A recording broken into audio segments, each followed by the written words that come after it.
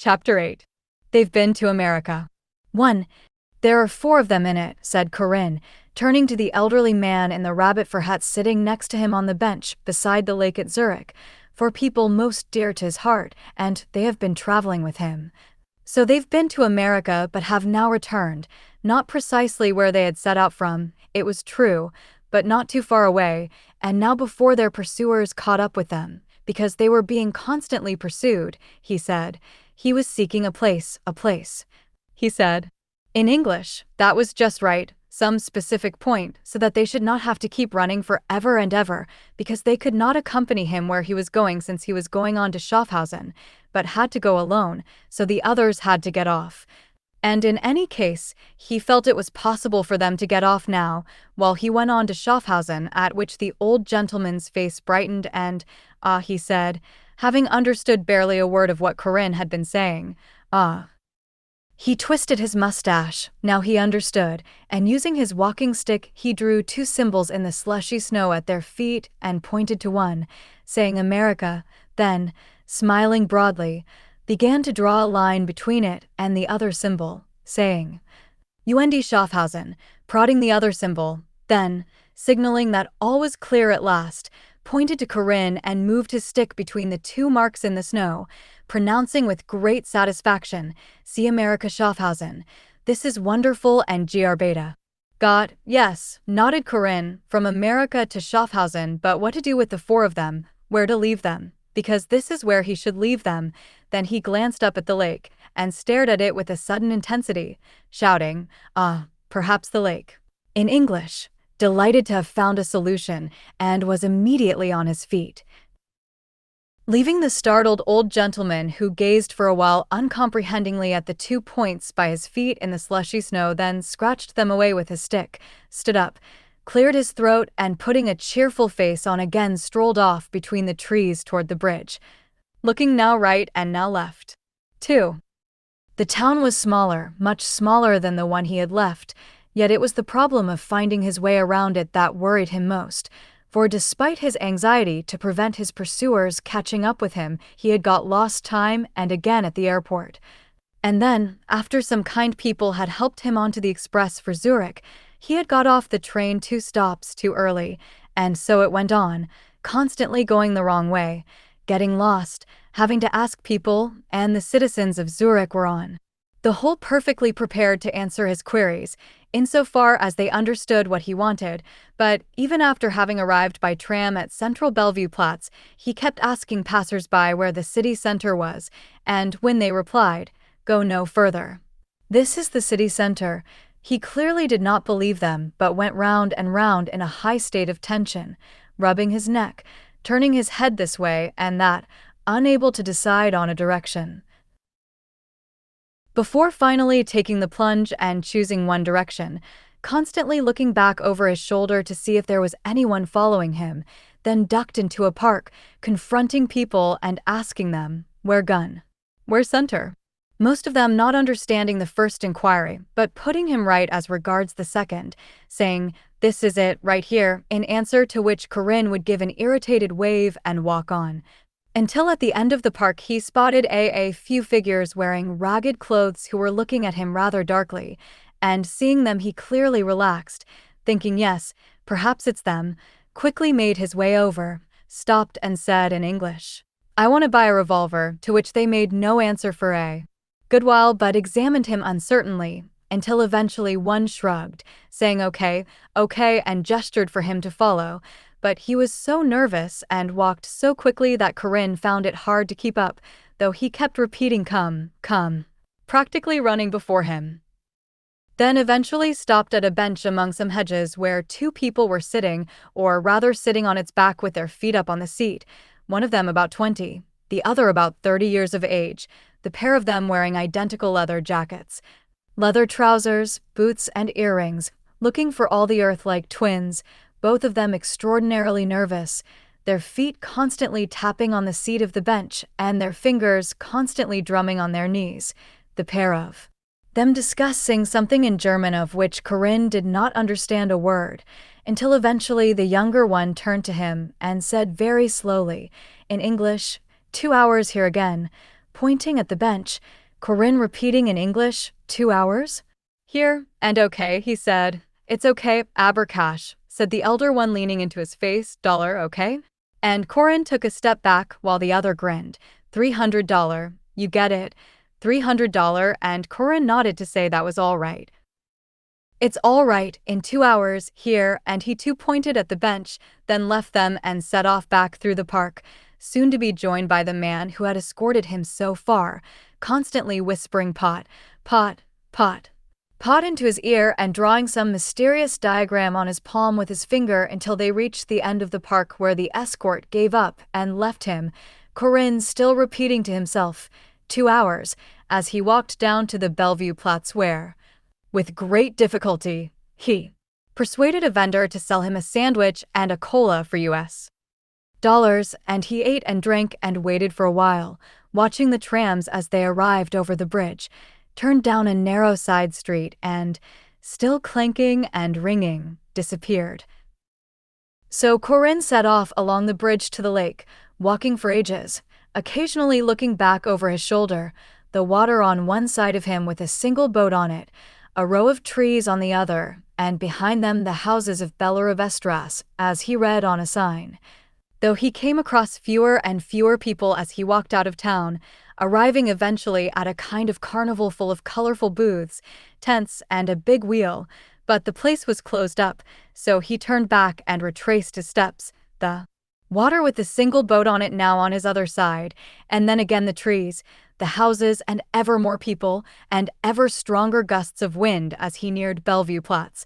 And soon he was back in the park receiving the gun and some ammunition packed into a plastic bag, and was shown how to load up, to operate the safety catch, and to pull the trigger, and this brief course of instruction being completed, the elder man grinned at him once, put the money away, and the pair of them vanished as if by magic, as if the ground had swallowed them, thought Korin as he continued to Bellevue Platz, crossed the bridge, and found a sheltered place on the other side of the lake where he sat down, feeling quite drained, as he told the elderly gentleman sitting at the other end of the bench, for he had no strength left in him, but he had to be strong because the 4 of them were still with him, he said, and he could not go on like this, while the old gentleman nodded and hummed to himself and gazed at the solitary boat on the lake directly opposite their bench, with a cheerful expression on his face. 3. He was walking by the Limmat, then down the Mythen Quay toward the dock, for being the harbor master, he was obliged to review the situation when the freezing shore presented a possible hazard, particularly to check that the service craft provided in the dock around boats anchored on the lake for the winter were doing their duty by breaking up the thin but potentially dangerous ice. In other words, he said to old cronies at the butcher's near his home. He was going along on foot, seeing it was nice weather, when in the middle of the arboretum he suddenly notices that someone is following him, not that he bothers about this, because he thinks it's probably coincidence, or that the man has some business down there, who knows, it's perfectly possible. Let him dog his steps if he wants, soon enough he'll turn off somewhere and disappear. But the man did not turn off or disappear. The harbor master raised his voice, nor did he fall behind, no, on the contrary. Once they reach the steps down to the dock, he comes up to him, addresses him as Mr. Captain, and pointing at something on the coat of his uniform begins to gabble in a foreign language, Danish he reckoned. And when he tries to push him aside, telling him to spit it out, to speak so he can understand or to leave him alone, the man, with considerable difficulty, manages to put a sentence together, a sentence he takes to mean that he wants to take a boat out. The dope, and when he answers that is out of the question. It's winter, and there is no water traffic in winter. The man simply keeps on, saying he absolutely must go out, not giving up, but taking a load of dollars from his pocket, pressing him to take it. To which he can only answer that it's not a matter of money. It's winter, and no amount of dollars will alter that. Come back in spring. In spring it will be fine. Well said, Gusty, one remarked, and how they laughed there at the butcher's. But wait.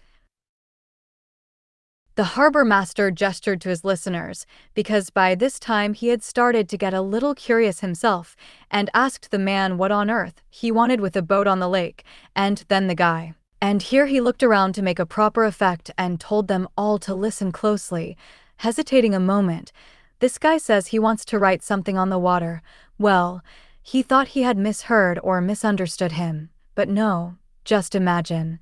It seemed the guy really did want to do all that to take a boat out and use it to write something on the water, for God's sake. He clapped his hands together as the laughter once again rose around him. Well, naturally, he should have realized immediately that the man was some kind of nut, the way he was gesturing and explaining and waving his hands about. His eyes like some crazy terrorists flashing all the time. Indeed, well, of course, this should have been enough to give him a clue. But there it was. Now he saw him for what he was. And for sheer entertainment, the harbor master winked at his growing audience. He decided to get to the bottom of this and to ask him what could be so very important. Very important, he said in English, that it had to be written on water. What? He asked him, and then he started babbling again, but he couldn't understand a word of it despite the fact that the man was trying everything to communicate something with him, trying to make her captain, as the man insisted on calling him, understand. And then he drew a diagram in the snow with his foot, with here the boat, here how it leaves the dock, here showing it in the middle of the lake, the boat moving like pencil on paper, like a pencil on the paper, he had said in English, which was the way of writing on water, the message, in English again, being way that goes out. This at least was how he tried to get his message across at first, keeping his anxious eyes on the harbor master's face, looking for signs of understanding, and when he saw he was getting no reaction, he said, outgoing way, without any more success than before, finally suggesting that they should agree on the formula, way out, that the boat would write these words on the water, all right? He asked hopefully and grabbed hold of the other man's coat, but the man shook him off and set off down the steps to the dock, leaving him, Korin, standing there, out of ideas and utterly helpless, finally seeing the melancholy truth of the situation. Before shouting after the man, "No traffic on the lake?" On hearing which the harbor master took a few steps, then stopped, turned and shouted back, as any reasonable man might, having finally understood, replying, yes, this was indeed the situation, that there was, quite right, no traffic on the lake, repeating it, no traffic on the lake, and this clearly registered and continued reverberating in Korin's brain as he turned away from the lake and started walking back, his progress very slow, as if he were weighed down by a terrible burden, his back quite bent over, his head hanging as he passed along Mythen Quay, saying to himself aloud, well, all right, but now you all have to come with me, the whole lot of you, to Schaffhausen. 4. It wasn't so difficult now to find the central railway station because he had made the journey once by tram and somehow he managed to remember it, but inside, once it was all made clear. Once he had understood that he would have to pay for the tickets in francs, and once he actually had the tickets and had found the right platform, it had grown dark and there were hardly any other passengers on the car he had got onto. And those few there were did not answer Korin's requirements, for it was perfectly obvious that Korin needed someone having gone up and down the train 2 or 3 times, sizing up people and shaking his head because none of them seemed right to him. But then, at the very last moment before they started, that is to say, just before the guard at the end of the platform sounded his whistle, a highly agitated and worried-looking woman appeared in the last car, a tall, very thin woman of about 40 to 45, who practically exploded through the door. It being obvious from the furious expression on her face that she had undergone various trials and tribulations before getting on the train, that she had lost all hope of ever doing so but had nevertheless had to try, and had, by some miracle, succeeded only at the last moment, and to make it worse her arms were laden with packages she could hardly carry, so that when the train started immediately and the engine gave 2 mighty jerks she almost fell over, partly because of the weight of the packages and partly because of the effort of rushing, and came close to striking her head on the luggage rack, and no one came to help her. the only one in a position to do so being a young Arab man who, judging by the angle of his body, must have been fast asleep in the next seat, or that was how it looked from her position, so she could do nothing but grab hold of something to steady herself, then throw her first packages into the nearest seat, then drop into it herself. Sitting there with closed eyes, gasping and sighing for several minutes, simply sitting, trying to calm down as the train cut through the suburbs, which was the point at which Korin reached the last car and glimpsed her sitting with closed eyes among her parcels, asked in English, "Can I help you?" and hurried to lift her luggage onto the rack, suitcase, handbag, packages and all, then dropped into the seat opposite her and gazed deep into her eyes. 5. To love order is to love life. Love of order is therefore love of symmetry, and love of symmetry is a memory of eternal truth, he said after a long silence, then seeing how she stared at him in amazement nodded at her by way of affirmation. Then stood up, studied the ever more distant station as if inspecting it to see whether his pursuers were still there, then finally sat back down again, drew his coat about him, and added by way of explanation, "An hour or two, that's all, just an hour or two now." 6. She didn't understand what he was saying at first, nor could she guess what language he was speaking, and it only became clearer to her. The woman explained a couple of days later after her husband had arrived at the vacation house they had rented in the Jura Mountains. Once they had both recovered, once the man took a piece of paper from his pocket and showed her what it said, Mario Mers. Schaffhausen, and imagine that, she said, quite excitedly, it had to be Mers who was a particularly close friend of hers too, though she was absolutely baffled as to what this was all about until it slowly dawned on her that the man wasn't wanting to tell her something, wasn't spinning some story or other, but was asking her where in Schaffhausen he might find Mers. And even this led to a misunderstanding, she said, quite a few amusing misunderstandings in fact, for the man thought that what he was looking for was something called Mers.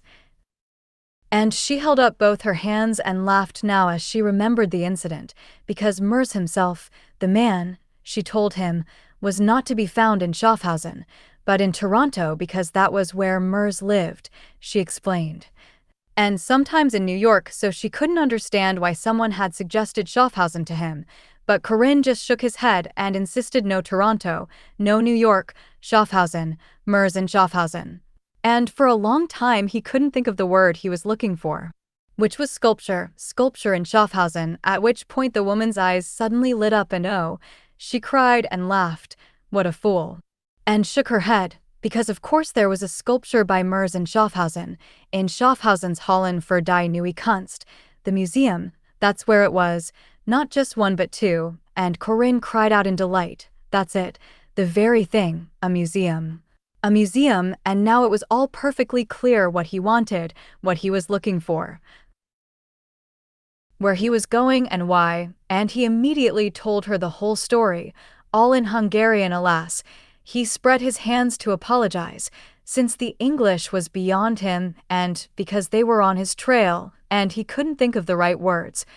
Or rather only one or two came, so there was nothing he could do for a while but say it all in Hungarian in case the woman managed to grasp something of it, relating the story of Kaiser, Bengazza, Falk and Toot, describing them in great detail, how they appeared in Crete and in Britain, what happened in Rome and Cologne, and most naturally, how they had all grown to be so much a part of him that he could no longer part with them, because, just imagine, he told his traveling companion. He had been trying to leave them for days without success, and it was only today he properly understood. At the lake in Zurich, the Zurich Lake, and at the familiar words Zurich Lake the woman's eyes lit up again, so Korin nodded, saying yes, there. There was where it became perfectly obvious that it couldn't be done. He couldn't just drop them like that he knew there was no way out, and so it was only today he realized he would have to take them there with him, there where he himself was going. To Schaffhausen in other words, and his face darkened and grew more serious. You mean to the Hallen für die Neue Kunst, said the woman helping him out, and they both laughed. 7. Her name was Marie, said the woman sweetly bowing her head. She looked after him, tended him, defended and helped him. In other words, she'd give her life for him, she said, and his name, Korin pointed to himself, was Gyuri. Ah, in that case might you be Hungarian, guessed the woman, and Korin nodded, saying yes, he Magyarország, and the other smiled and said she had heard something about the country but knew so little of it, so perhaps he might be able to tell her something about the Hungarians, because there was some time before they would reach Schaffhausen, and Korin asked, Magyarok, and the woman nodded, yes, to which he answered that Hungarians did not exist, Hungarian no exist, they had all died, they died out. The process having begun about 100 or 150 years ago, he said, and though it might seem incredible, the whole thing happened without anyone noticing. And the woman shook her head incredulously. Hungarian? No exist? And yes, they died out, Korin insisted, the process beginning in the last century when there was a great confusion of peoples and not one Hungarian remained, only a mixture, a few Swabians, Gypsies, Slovaks, Austrians, Jews, Romanians, Croats and Serbs and so on, and chiefly combinations of all these, but Hungarians disappeared, they had all gone. Korin attempted to persuade her, only Hungary the place existed, not the Hungarians, Hungary yes, Hungarians not. And not one genuine memorial remained to tell the world what an extraordinary, proud, irresistible nation they had been, because that's what they were once, living according to laws that were both very fierce and very pure. A people kept awake only by the eternal necessity of performing great deeds, a barbaric people who slowly lost interest in a world that preferred lower horizons, and in this way they perished, degenerated, died out and interbred until nothing remained of them, only their language, their poetry, something little, something insignificantly small, and the woman wrinkled her brow and said, What do you mean?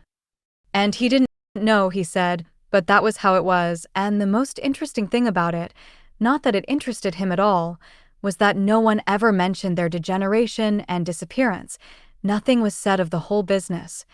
and that anything said now was a lie, an error, a misunderstanding or crass idiocy. But alas, the woman gestured, this was utterly confusing for her, so Korin left off and asked her instead to write down the precise name of the museum.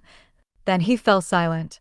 and only gazed at her as her warm, sensitive eyes met his, and she slowly started to tell him something, trying to make him understand. But it was obvious that he didn't understand because Korin's mind was clearly elsewhere, that he was simply gazing at the woman's friendly, attractive face and watching the lights of little stations as they came and went, one after another. 8. The clock at Schaffhausen station showed 11:37 and Korin stood beneath the clock, the platform quite deserted now, just a single railway man carrying a timetable, his job being to signal the train's arrival and departure. Glimpsed for a second, then gone, so that by the time Korin had decided to address him he had disappeared together with his timetable behind the door of a room reserved for staff, and everything was silent but for the clock ticking above his head and a sudden gust of wind that swept down the platform. So Korin walked out but found no one there either and made his way down toward the town until he spotted a taxi in front of a hotel, the driver sleeping, slumped over the steering wheel, and tapped on the windshield to wake him, which he did eventually, and opened the door so that Korin could give him the piece of paper with the museum's name written on it, the driver nodding morosely, telling him to get in, it was all right, he'd take him. And so it was that barely 10 minutes after his arrival Korin was standing in front of a large, dark, silent building, looking for the entrance, checking that the name on the board tallied with the one on his sheet, turning first left and returning to the entrance,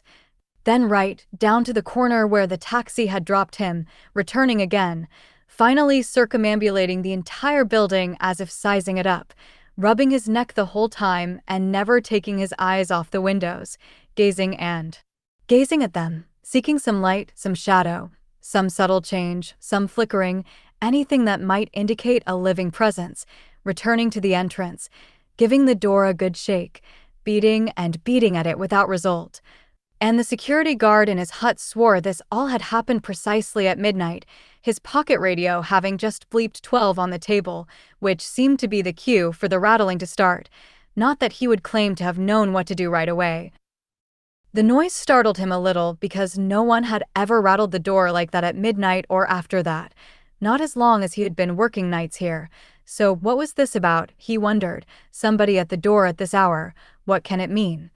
And all this ran through his mind before he went to the door, opened it a crack, and what happened next, he explained the next morning on his way home from the hearing, so surprised him he really didn't know what to do, because the easiest way, he explained, would have been, as he knew full well, to chase the man off, send him on his way, just like that, but the few words he understood of what he was saying, something about sculpture and Hungarian and Mr. Director and New York, confused him, because it suddenly struck him what this might be about, that they might have forgotten to say something to him, that maybe he was to expect this person at such a time, and what would happen, he asked himself, slurping his milky coffee. If he chased him away, treated him like some tramp, and then in the morning it turned out that he'd done something wrong, because for all he knew the man might have been a famous artist, someone they had been waiting for, who had arrived late, and suddenly there he was,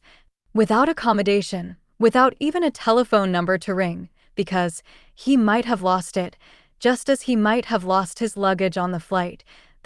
that was late, the luggage containing all his possessions, because it wouldn't have been the first time this had happened with these artists. The security guard waved at his mother in worldly wisdom, so he closed the door, he said, and thought for a moment, deciding the best thing was neither to send him away nor let him into the museum, but he couldn't ring up the director now, after midnight, so what could he do? What should he do? He pondered, and had just returned to his post,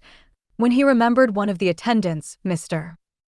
Kalidasagi, who could possibly be called, midnight or no midnight, and he would certainly call him, he decided, and was already looking up his number in the employment book, because, in the first place, Mr. Kalidasagi was of Hungarian extraction, and would therefore understand what this person was babbling about. So if he was called out he could talk to the man, and they could decide together what to do with him, and he was extremely sorry. He said on the phone, extremely sorry to disturb Mr.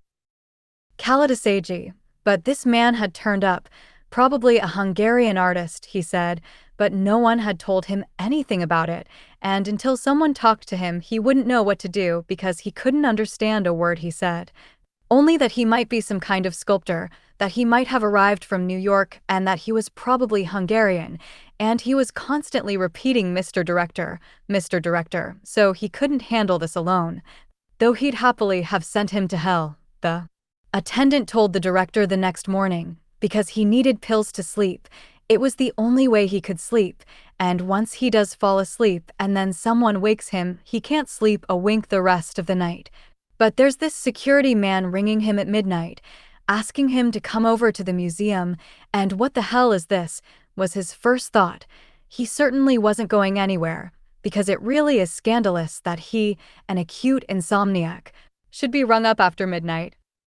But then the security guard mentions the director's name and tells him that this weirdo keeps asking for the director, so he thought best not take a chance in case some ballyhoo ensues on account of him not helping. So he thought a bit and forgot his anger, though he had every right to be angry at being past midnight, got dressed and went over to the museum, and it was good, very good indeed. In fact, he didn't know how to tell the director how good it was, all that happened, because as the director knows, he is not a man of many words. But what followed was one of the most extraordinary nights of his life, and the events he happened to witness between 12:30 and the present time had such an effect on him that he still couldn't think of them calmly and reasonably. And, because he was still recovering from the effects of these experiences, these great, quite mysterious experiences, it was perfectly possible that he might not find the right words at once, for which he asked to be excused in advance, but he really was shaken, very shaken, not quite himself, the only excuse for his condition being that he hadn't had any time, not a second, to try to get events into some kind of perspective. In fact, to be honest, Even as they were sitting down here in the director's office, he felt as though whatever happened wasn't entirely over, and that it could start all over again from the point of his arrival a little after 12:30 when he knocked at the door, and the security man came out and explained it all again to him, while the person in question, the person, as the security guard referred to him, was waiting at a point some 15 meters from the entrance, watching the upstairs windows. So he went over, introduced himself, and the person was so delighted to be addressed in Hungarian that, without saying a word, he embraced him, which of course greatly surprised him, for having lived for decades in Schaffhausen. He had quite forgotten these characteristically passionate, overexcited displays of emotion, and pushed the person away, telling him his name and office, and that he'd like to help if he could, in answer to which the person introduced himself as György Korin, then explained that he had arrived at the last stop in an inordinately long journey, and that he could hardly contain himself in his happiness that he could share the problems of this, for him, fateful night with a fellow Hungarian, in Hungarian, and confided to him that he was an archivist in a small Hungarian town, and that his mission, which far outweighed his position in life, had taken him to New York, from where he had but recently arrived following a terrifying pursuit. Because his destination was Schaffhausen, the Hallen für die Neue Kunst to be precise, and within that building it was specifically the world-famous sculpture by Mario Merz that he desired to see, for he had been informed the work was there. Said the person pointing to the building, and yes, he said, we have 2 works by Merz on the first floor. But by that time he could see that the person was shaking from head to foot, having presumably gotten chilled while he was waiting. So he called the security guard and suggested they continue the interview inside, for the wind was very strong, and the guard agreed. So they went inside, closed the door of the hut behind them, sat down at the table, and Korin began his story. A story that started a long way back. Please, the director interrupted him. Do try to make your account as concise as possible. Yes, the attendant nodded. He would try to make it as concise as possible, but the story was so complicated. And what was more so, fresh in his mind, that it was hard to tell what was important and what wasn't, and at the same time he had felt sure, said the attendant glancing up at the director, that as soon as they sat down at the table in the hut, once he had had a chance to look the person over, a tall, thin, middle-aged person with a small, bald head, feverishly burning eyes, and enormous protruding ears, that he was crazy. But if he was, the mystery remained of how he succeeded in winning them over in just a few minutes. Because he did win them over, in fact, he completely swept them off their feet, and it was plain, even if he was crazy, that what he was babbling was not sheer nonsense, that one had to listen to him properly. Because there was a peculiar drift to his story, and every word in it was of some significance, of quite dramatic significance in fact, for he felt himself to be part of the drama, an actor in it. But please, the director interrupted him again. Herr Kalatasegi, we both have work to do. Try to keep the story as short as you can. Oh, of course, said the attendant, nodding and conscious of his error. Well, in other words, he told us the story from its origins in a small Hungarian town, and how one day at the office he discovered a mysterious manuscript among the archives, how he took this manuscript with him to New York, having, her director, sold up and got rid of everything, left it all behind, his home, his work, his language, his house, everything, and went off to die in New York. Her director, all this with lots of incredible twists and turns, and with one terrible unnamed incident about which he was unwilling to speak, and how he was led here by chance. He emphasized this, having heard something about some sculpture, or to be precise, a sculpture that he had seen in a photograph and decided he must see in the flesh because he had fallen in love with it. Her director, having fallen literally in love, said the attendant, with Mario Merz's piece, and wanted to spend an hour inside it.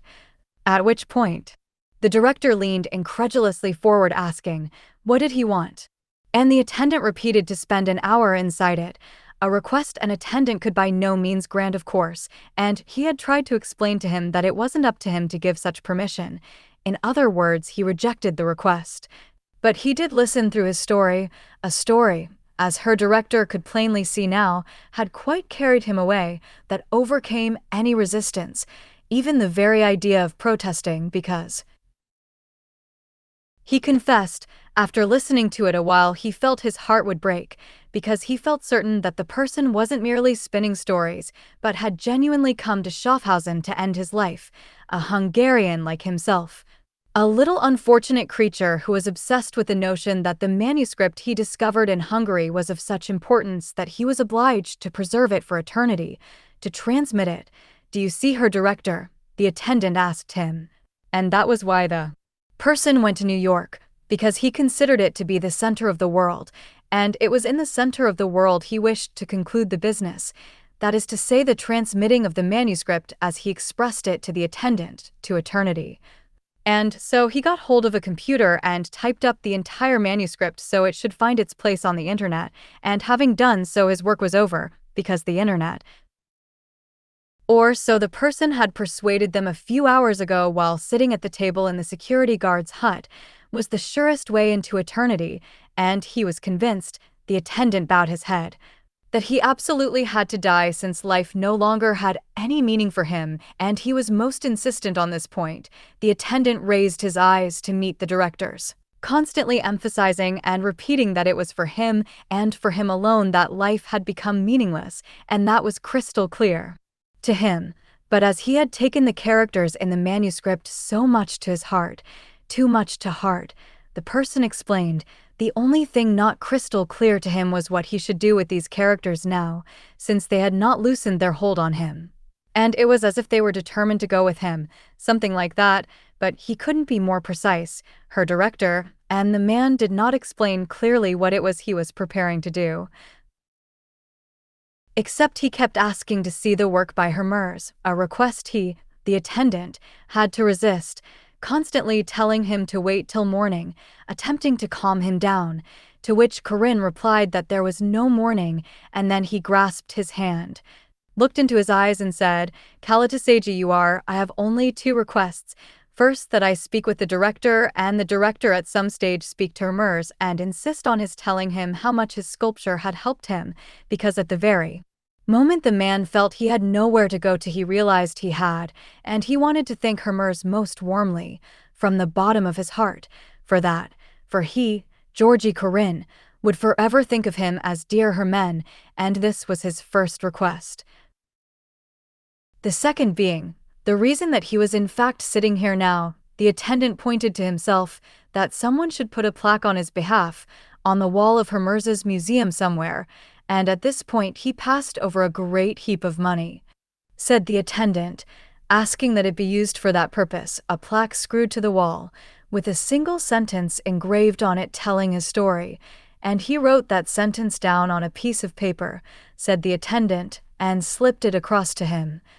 telling him that he was doing so in order that he might remain in the vicinity of Hermers in spirit. Korin explained, he and the others, as close to Hermers as possible, that was how he explained the plaque, her director.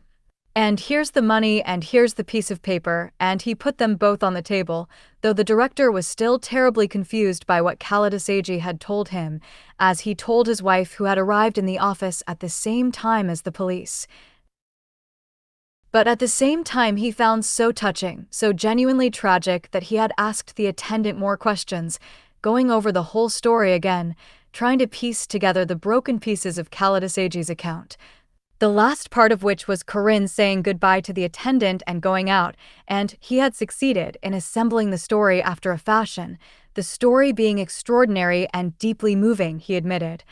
though he swore that what finally convinced him was when he turned on the computer, checked Alta Vista, a name often mentioned in the story, and saw with his own eyes that the manuscript really existed under the English title of War and War, and asked Kalataseji to translate the first few sentences of it for him.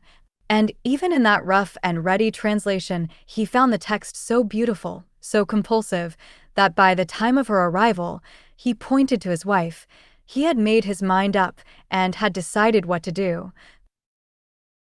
For why was he the director of this museum if he couldn't make a decision after a night like this, and that having finished his business with the police?